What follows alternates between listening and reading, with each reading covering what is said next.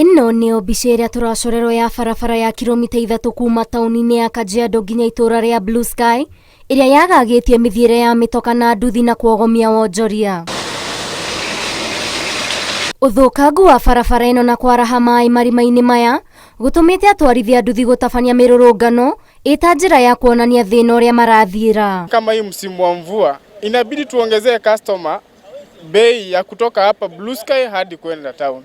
Na ukiwaongezea sasa, hii hali ya maisha imekuwa juu sana. Wao pia wanalalamika. Hata hao wafanyi bodaboda wameishi kuangusha customers. Na hao customers ndio clients wenye tunaangalia ili tukule chakula. Leo ni siku ya soko, lakini watu kupita hapa hata nafikiri naonekana kwa picha kwamba hapa ni mbaya. Watu wengi wamefungiwa nyumbani kwa sababu ya nini? Ya barabara.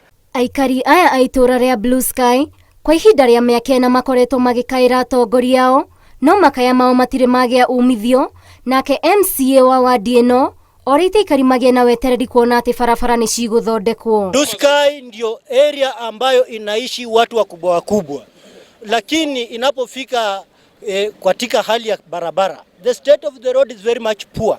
Tunaomba viongozi mtukumbuke sisi kama wakazi wa area ya Blue Sky mjini Kajiado. Actually kuna lami ambayo itatoka pale High Court pale kotini ipite hapa iende mpaka Olkejodo High School, but before that, because that's a long plan tukasema tuone vile tutawasaidia, but I want to assure residents hapa ya kwamba tumesikia hii malalamiko, tutatafuta first aid kabla ya hiyo kuingia. Ngiribotera Inooro TV, rĩtwa rĩakwa nĩ Waithĩra wa Ndwati.